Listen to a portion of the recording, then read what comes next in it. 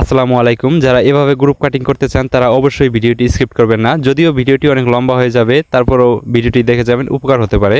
তো group cutting করার সময় আমাদেরকে অবশ্যই যে সেফটিগুলো আছে সেই সেফটিগুলো মেনটেন করতে হবে।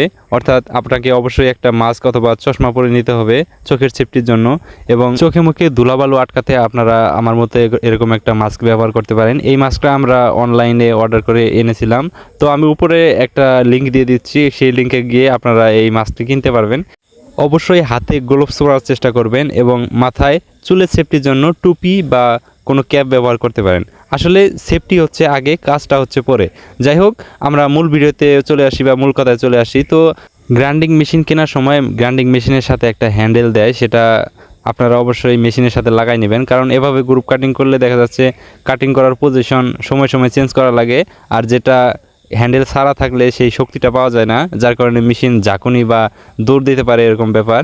তো এভাবে গ্রুপ কাটিং করলে একটা কাটবেন উপর দিক দিয়ে, আরেকটা কাটবেন নিচ দিক দিয়ে, অর্থাৎ দুই পাশে কাটবেন, তাহলে কিন্তু এভাবে কাটিং হয়ে যায়।